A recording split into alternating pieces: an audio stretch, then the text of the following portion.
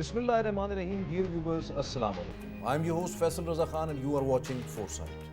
Viewers, whenever Pakistan starts picking up, its economy getting strength, regaining momentum, terrorism starts mounting.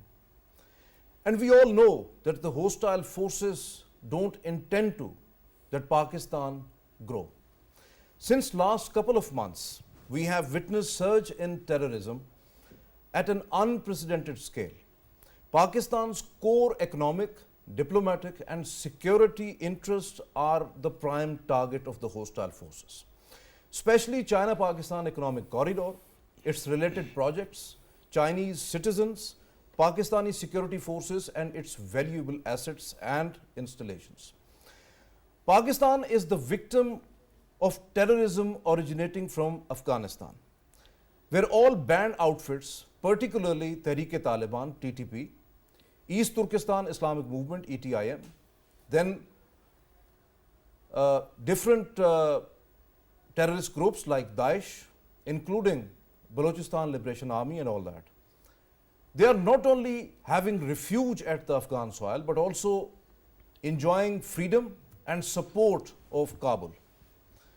That's why we have seen that after 31 months, when Afghan Taliban took control or gained power in Afghanistan, terrorism in Pakistan surged at least 73%, while 93% in Balochistan and Khyber Pakhtunkhwa, which are the worst affected provinces in Pakistan. Despite of several calls from Islamabad, Kabul never reacted to those, never took decisive action against all those banned outfits. Along with that, never dismantle those safe havens existing at the Afghan soil. Instead of that, and even Pakistan was demanding from the last many years to hand over all those terrorist outfits leadership to Pakistan, particularly TTP, but that was never done. Instead, Kabul given full support and facilitation to all those terrorist outfits to launch attack not only on Pakistan, but we have witnessed recently in Moscow as well that those attacks were originated from Afghanistan. Involvement of the other citizens of other countries like Tajikistan and rest of the regional countries are also facing the threat of terrorism. Now it seems that the terrorist outfits in Afghanistan, they are the real-time reflection of Afghan Taliban or Afghan Interim Authority. To discuss on this important issue, we have in our studios Dr. Waseem Ishaque. He is the senior analyst. Most welcome to you, Dr. Waseem. Thank you very much for your presence here in the studios. And we have Mr. Zameer Asadi. He is the senior journalist and primarily he is working a lot on related issues with China, particularly the China-Pakistan Economic Corridor. Most welcome to you, Zameer. Thank you very much for being here in the studios. And later on, we have also availability of the former ambassador to Afghanistan, Mansoor Ahmed Khan as well. First question to you, Dr. Waseem, that how do you see how much it's alarming to have surge in terrorism, unprecedented surge in terrorism in Pakistan? Pakistan is one such country that has been affected the most by terrorism than any other country in the world. Having faced 20 years of brunt of war on terrorism, which did not remain confined to Afghanistan only, its fallout came to mainland Pakistan. And so far, statistically, Pakistan's economic loss is to the tune of $150 billion, while the human loss is more than 70,000 innocent Pakistanis.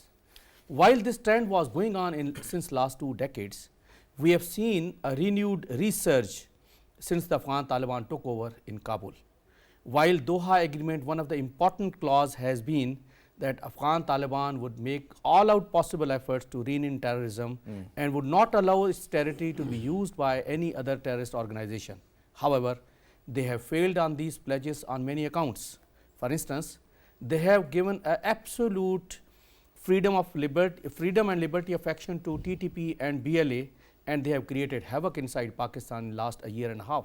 And especially in last year only, there were more than 780 terrorist attacks, killing more than 1,500 people and injuring almost the same. And this year alone, in first quarter, more than 245 terrorist attacks have happened so far. The percentage wise, the terrorist attacks from 32 per month have surged to 54 per month during the first quarter of 2024. This is really very alarming state of affairs. Definitely, and it is we very all are alarming, and concerned. it is also going to be the impediment when we are talking about the economic stability in Pakistan, and we are definitely heading slightly slowly, but we are very frequently going towards attaining economic stability, and unfortunately now the hindrance because of the terrorism.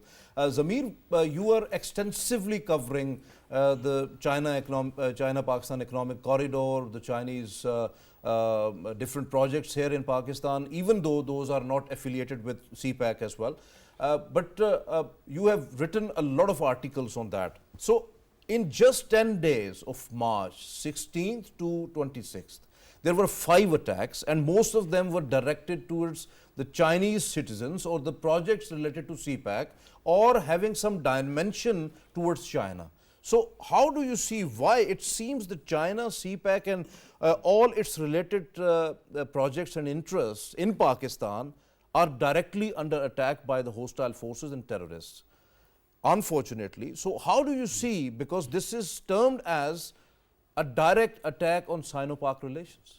Yes, thank you very much, Mr. Faisal. First of all, we would have to see that with the establishment of the new government in Pakistan, we have seen there are a lot of activities regarding the CPAC, and new government have shown its commitment that the second phase of the CPAC will be restarted with the new commitments, and the achievements that have been gained in the first phase of the CPAC will be redoubled. And we have seen that the President of China, Mr. Xi Jinping, have sent a very warm welcome and congratulated to the new government. Either it is Prime Minister of Pakistan, Mr. Shehbaz Sharif, or it was President Mr. Asif Ali Zardari. And there was a very significant words in the message about the CPAC. And Mr. President of China, Xi Jinping, said that the upgraded version of the CPAC will be started in Pakistan. These words, the upgraded version of the CPAC, shows that how much China has showed the confidence on the ability and the capacity of the Pakistani government. And luckily, this is and soon they're going to be expected some of the high-level visit to China as well. Prime Minister might be visiting China as well on this account. Definitely, and so luckily this is the same government that have under which the leadership the CPAC was started back in 2013. So as this new government have taken the control after the elections, we have seen the commitments, the activities of the CPAC, and the new governments have started announced the 5 E's of the economic corridors that it will be started. Now we have seen, as you have mentioned, the new phase of the terrorism wave that have hit the Chinese interest in Pakistan. So it shows, as you have told, that the hostile forces are hitting the Chinese interest in Pakistan. So who are that hostile forces? We all are very well aware. Definitely. You are absolutely right, because it's all the containment of China policy going on from the West, and we know that who are the hostile forces. Right now we have Ambassador Mansoor Ahmed Khan also joined us online. Most welcome to you, Ambassador Mansoor. Thank you very much for your precious time. What's your opinion on the recent Moscow Caracas City Hall attack by some of the terrorist organizations, and Daesh has accepted the responsibility, and most of the people belongs to Tajikistan, and now they have roots there in Afghanistan. They were trained, facilitated and supported by some of the elements there in Afghanistan. How you were there in Afghanistan? So lots of countries in the region, including Pakistan, are suffering because of the terrorist outfits there at the Afghan soil. So why Kabul is reluctant to take decisive action against them? You know, when Afghan Taliban had taken over Afghanistan, taken over the control of Afghanistan in August 2021, 2 scenarios were expected and anticipated by all the countries of the region and international global powers. One scenario was that the things moved in the right direction towards peace and stability and towards regional economic connectivity, connecting Afghanistan, connecting South Asia through Afghanistan to the Central Asian republics and beyond. And the second and worst possibility was that the things could, there was destabilization in terms of security and terrorism threat, and the cross-border violence or cross-border terrorism on Pakistan-Afghanistan border and Afghanistan's borders with other countries may continue, and this would lead to meltdown of the region itself or meltdown of the plans for the regional connectivity. Unfortunately, in last 2 years, things have gradually moved towards this later or this worst case scenario. I think it is important that in order to combat terrorism effectively, to eliminate terrorism on a permanent basis from our region, because now jihad or militancy or terrorism has been present in this region, particularly Pakistan-Afghanistan border region, for past 4 or 5 decades. And for its complete elimination, it will be important for Pakistan to, number one, work with Afghan government. Afghan Taliban are in control, but they are in control of Afghan state, and therefore we have to engage with the Afghan state through institutional mechanisms and engage them on different agendas, not only just on the security agenda, but also on agenda of economic connectivity, agenda of stability. That is extremely important for bringing stability to Pakistan-Afghanistan border and bringing connectivity. As your panelists have already mentioned, that CPEC is extremely important, strategically very important for Pakistan. It is very important for China, and it is also important for Afghanistan, because Yes, definitely. I just want to mention here that Pakistan and China was very much eager about to have extension of CPEC to Afghanistan, and Pakistan is always the proponent and discussing this thing with the Afghan interim authority as well, that Afghanistan must have to create some sort of a calm and peace in Afghanistan so that region must grow. And that is the prime thing. Why Kabul is not thinking on these lines? Why they are not serious in their approach? No, I think it is important to have institutional engagement. For example, if you look at China, what China is doing, China is also threatened by presence of ETIM fighters and commanders inside Afghanistan near the Chinese border. But China is gradually increasing its institutional engagement with Afghanistan, so that on the one hand, it can take care of the threat.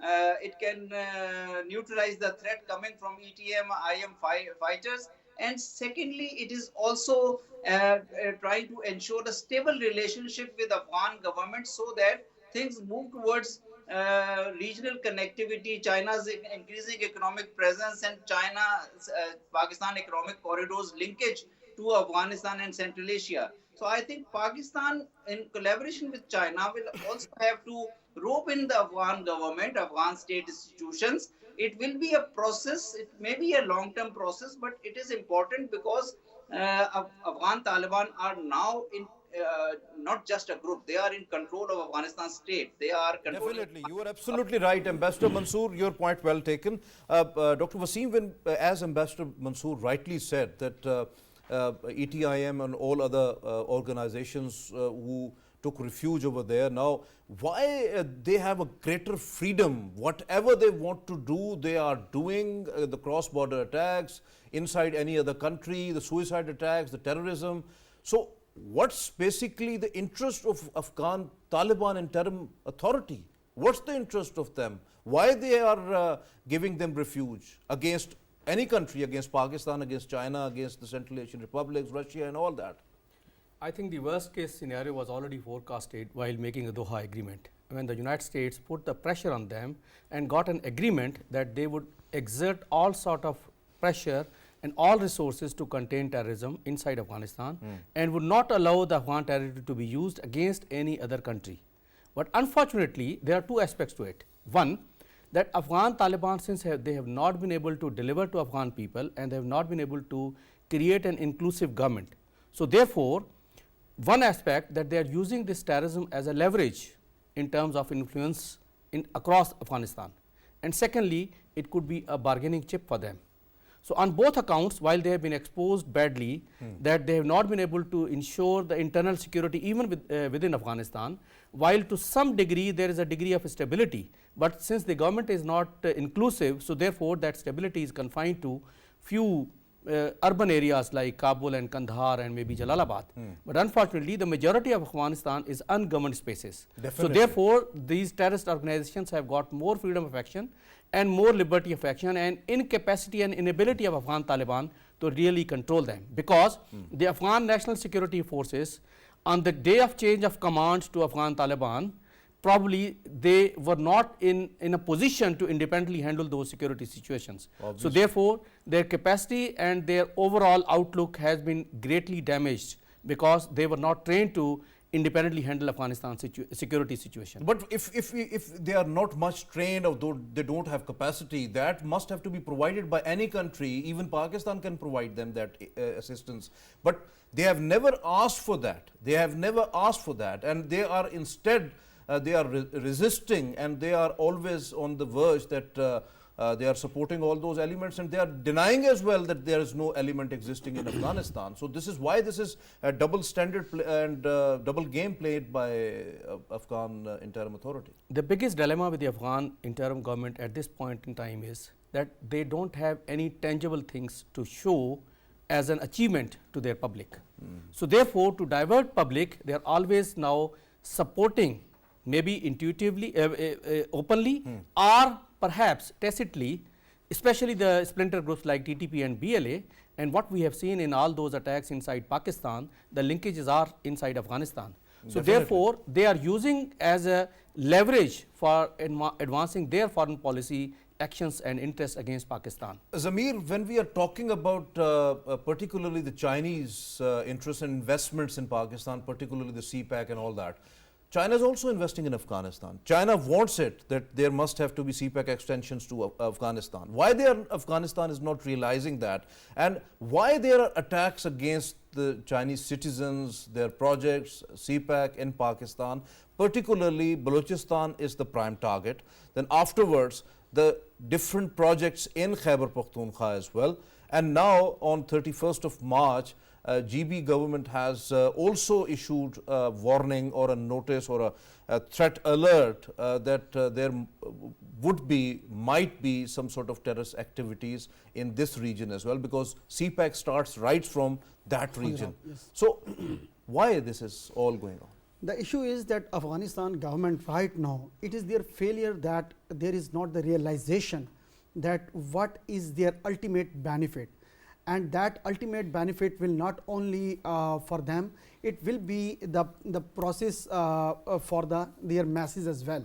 I think it is the need of the time that the Afghan interim government, as Dr. Saab was talking about, they should restart. There should be a process of a collective wisdom and a thinking. They should talk about with all their stakeholders who are sitting there in the government, that either this is the last option which they are going, that if they will be targeting and hitting their neighbors in the region, and they will be survive with this option, and they will be like fulfilling their they think so, but it is going to be impossible for them to survive. It's if impossible. Such a precedent is there. That's what I am going to say, that if they want to get the investment from China, it is not possible for them to hit the Chinese investments and the Chinese targets in Pakistan. Everyone knows that the TTP is having the safe havens in Afghanistan. The Chinese are very well aware of these facts, and if the Afghan interim government, they think that the Chinese are not well aware of these facts, I think they are fooling themselves. I think this is a time for the Afghan government that they should think about it. Pakistan is sharing the intelligence information with them. It's a day-to-day operations right now, and if they will not consider this information as a reliable information, and if they will be living in a state of denial, then they will be it will be a big failure. Yes, it is an important point, the state of denial what the Afghan interim authority is going through. Ambassador Mansoor, how will Pakistan deal with Kabul right now, deal with the interim authority, when Afghan Taliban don't take Pakistan's sacrifices in serious mode, Doha Agreement, international mechanisms, forums, organizations, international law, and even they are not respecting their own commitments to the world. So how do you see that? I think this is the most crucial question. We have to see as to how things have been unfolded in the last 2 or 3 years. I think in Doha Agreement, the focus of the United States, international community, and Afghan Taliban and other Afghan actors was on two main points. One was the U.S. Withdrawal of U.S. and NATO security forces, and the second was intra-Afghan agreement. On the count number one, US and NATO forces withdrawal took place smoothly, but there was no agreement among Afghan actors on an intra-Afghan political settlement or inclusivity in Afghanistan, and therefore an exclusive government of Taliban came into being. Now, they are, as panelists have said, they are facing constraints, they are not recognized, they are isolated economically, and they don't have the capacity to deal with these multiple threats. Now, if Pakistan or China, they want to deal with the threat of terrorism, for example, we want to eliminate TTP's threat to Pakistan through KP border, or we want to eliminate BLA or Baloch separatists and insurgents threat through Balochistan border, or China wants to deal with ETIM, I think it will have to be dealt through engagement with Afghan government and Afghan institutions. And in that engagement, I think we have to make it a multi-point engagement, and a comprehensive agenda engagement. That is where we deal with the security issues, counter-terrorism issues, but also deal with the movement of people issues and economic issues. And I think there we can have bilateral engagement, and with the help of China, we can also try to establish or make our trilateral engagement effective, so that our projects of CPEC or BRI's other projects or otherwise connectivity between Pakistan and Afghanistan can go forward.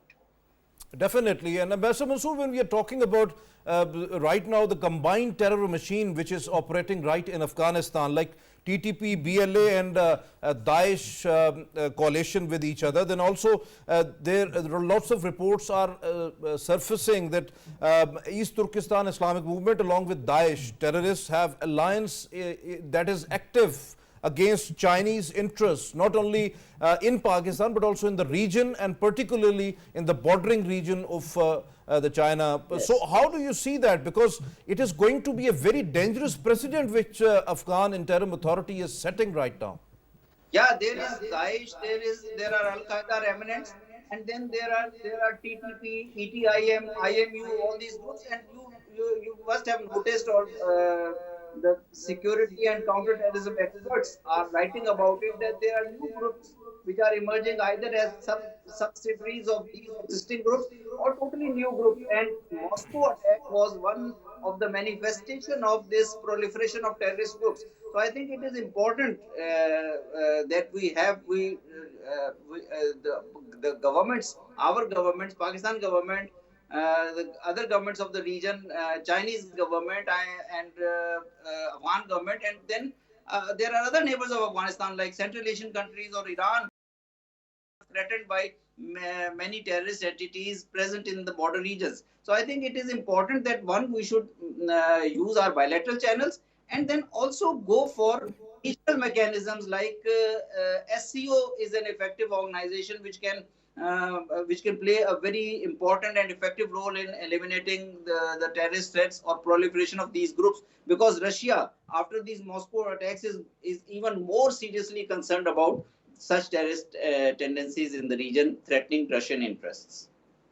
So do you think that Shanghai Cooperation Organization is right now has to take step in and to tackle this situation, because there is a mechanism available on counter-terrorism within the organization? Yes, Shanghai Cooperation Organization, number one, Shanghai Cooperation Organization includes all the relevant countries of the region, China, Russia, Pakistan, other neighbors of Afghanistan, and even India. So it is, I think, Shanghai Cooperation Organization in future can play an important role in combating terrorism and eliminating the threat of terrorism from this region.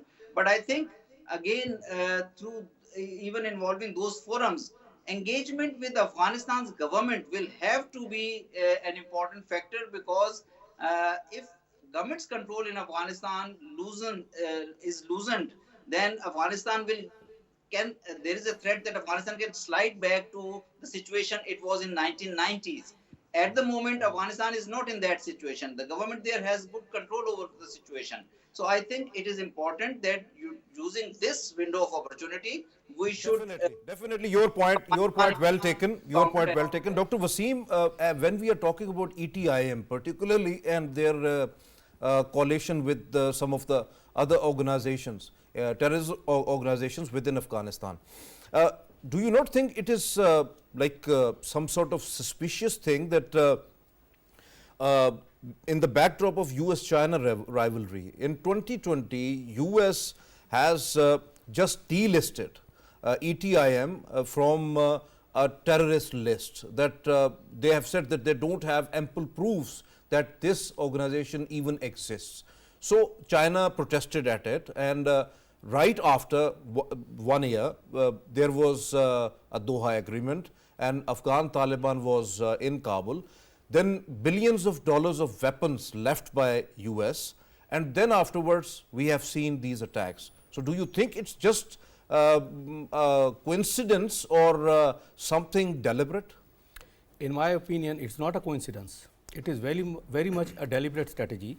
And if you see that US pivot to Asia, which was given by Hillary Clinton in 2012, means the United States had to shift its attention from the Middle East and go towards East Asia for containment of China.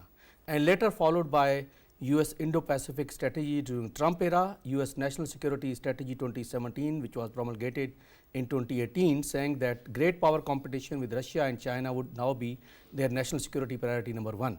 And followed by Joe Biden's National Security Strategy of September 2022. In all these 3 documents, there is a containment plan by the United States for basing in and around China in East Asian countries. However, when they withdrew from Afghanistan in 2021, unfortunately, the Ukraine war happened. So all those troops which were actually designated for going to East Asia have remained embroiled over here in support of NATO forces for Ukraine. And eventually, something else in Raza has happened. So therefore, the entire US attention, which was actually should have by now been active in East Asia, is now embroiled in the Middle East and Ukraine war, and it is likely to go on for several years, for at least in my opinion from short to mid term, at least 4 to 5 years. Now, who should be working on behalf of the United States on those Chinese interests which could give a sign of containment? So I think ETIM from that perspective is a ready-made force available, which has a leverage and which has a tacit approval as well.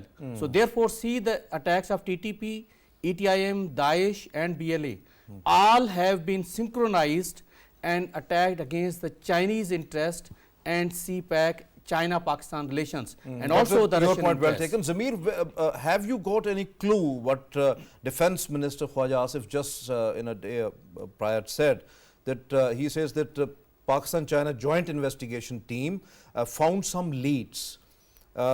They would soon dig up all facts regarding to the terrorist attack that was happened in Bisham. So how do you see that? What you got actually? Definitely, it's a very important statement, and I think I would appreciate that the Chinese team is here, and Pakistan is taking them into confidence, and we all are very well aware that this was very highly tragic incident. Pakistan have shown its concerns, and Pakistan has shown its gratitude to the Chinese government and the nation, and it was. And not state is seriously investigating this. State is seriously investigating really. into it. It was very unfortunate. Right now, as the official confirmation about the involvement of any particular terrorist organization is not there. Right now, we can only speculate, but we can only see that. There are some of the reports from the international media that some of the sprintal elements from these groups like TTP or TJP, like Tehreek-e-Jihad Pakistan, the new group that is considered There is a as mushroom subgroup. growth Yeah. in Afghanistan There's a regarding the subgroup of terrorist TTP organizations. may be involved in this such kind of activity. But the main point is that TTP they have not yet claimed, and why they have not claimed it, that is very important. And the point is that they right now they are having the safe havens in Afghanistan. The earlier we were talking about it, and the Afghan government, they have given a very strong message to TTP that if you are found involved in such kind of activity to hit the Chinese citizens there in Pakistan, then definitely you are going to face the music in Afghanistan as well. Because right now Afghan government, they do not want to disturb their relationship with the Chinese government, because China is the only country right now which is investing in Afghanistan. Means Afghan interim government is actually patronizing TTP to have Definitely. attacks on Pakistan, They not are, on they are Chinese. not So on Chinese. They are patronizing. They are giving them the spaces, but they are not allowing them to hit the Chinese in first. This is the case. This is going on. The negotiations are there, and such kind of communications are being intercepted by our intelligence agencies as well. And this kind of information is being like shared with our Chinese counterparts as well. And the Chinese are your point well taken. decoding Your this point well information. taken. Yes. Ambassador Mansoor, when Defense Minister Khwaja Asif says that epicenter of recent wave of terrorism in Pakistan is from Afghanistan. Secondly, he has the opinion that our options are now reducing day by day for the neighbor due to fluctuation in Afghan interim government's attitude towards Pakistan. What exactly it means? You know, this region, this border, the Pakistan-Afghanistan border has been an epicenter of violence for past 4-5 decades. And this has been because of the external involvements that have remained in the region for past 5 decades. And then we had pinned our hopes that after the change in 2021, things will move towards stability, as now there is no external or there is no foreign forces present in Afghanistan. But that has not happened. I think the important thing is that when these terrorist incidents take place, or when there are any objectionable elements having shelter in Afghanistan, terrorist elements having found shelter in Afghanistan, we should investigate all these details, and these details should be shared with Afghan interim government. And in this incident, like in Bisham incident, where Chinese have also lost their lives, then China should also be taken into confidence, and that is why it is important that Pakistan should work closely with China in engaging Afghanistan. We should have our bilateral channels, but we should also involve Chinese in this particular case, because China and Pakistan have deep-rooted economic interests, and we have interests in regional connectivity towards Afghanistan. So I think the matter has to be proceeded or progressed through political processes and political engagement. We should have engagement on security channels, we should have engagement in intelligence channels, and we should have engagement in political channels. There is no other way, there is no other option. Military options are, at times countries exercise military options, but they are not permanent options. So I think it is important that Afghanistan is a neighbor. Pakistan, Afghanistan, China are close neighbors, and we should evolve a regional approach. But Ambassador Mansoor, you are well aware of that Pakistan from our Ministry of Foreign Affairs, the high-level officials visited Afghanistan. Then from the Commerce Ministry, high-level officials visited Afghanistan. Time and again, our ministers they have tried their best to convince Afghan interim authority to have negotiations on this important topic, particularly which is grappling whole of the region right now. But there is not a single inch move by Kabul. Yes, Faisal, you are right, but there is no alternative to this engagement. Afghanistan is an independent country, Pakistan is an independent country, China is an independent country. And when we have to address certain issues, certain threats even from our neighbors, our regional countries, we have to have political and institutional engagement with them. It is unfortunate that in the past as well as in the present, Pakistan, Afghanistan institutional engagement is not strong. It can be, there can be different factors responsible for this state of affairs. But when we have to address this threat for Definitely, when we have to address this threat, it is important that we must have to engage with each other. Dr. Waseem, when we are talking about Khwaja Asif's statements once again, he said that the government is all set to have concrete steps to completely eliminate terrorism from Pakistan. What's going to be happen? If you see that as a result of National Action Plan, Pakistan went for Zarb-e-Azb. And this was the most successful counter-terrorism operations, and Obviously, we had eliminated yes. entire TTP from the entire Pakistan, and absolute peace was restored. But unfortunately, the political instability of last 4, 5, 6 years that created a space for those again rogue elements, which somehow could come inside Pakistan and get resettled. So unfortunately, this is the effect of today, that lot many insurgents of TTP are spread around in KPK tribal areas, former tribal areas, and the nexus of TTP and BLA, which is now creating problems. So we need to have a national action plan like operations again. Definitely, and definitely. then I'll go for that as well. Zameer, if you just tell me briefly about, tell our viewers that Pakistan, whenever Pakistan is picking up, right now Pakistan is going nice with IMF. CPAC is again re-energizing itself, and then of course Pakistan economy is showing results. Our foreign reserves are picking up. Along with that, the stock exchange performing well. Chinese are target. Pakistan's economy is right now target. So what the hostile forces actually want, that Pakistan halt in a situation, just in a situation of limbo? Actually, I tell you very frankly, if we only talk about CPAC and we talk about the first phase, the numbers are very clear and they speak themselves.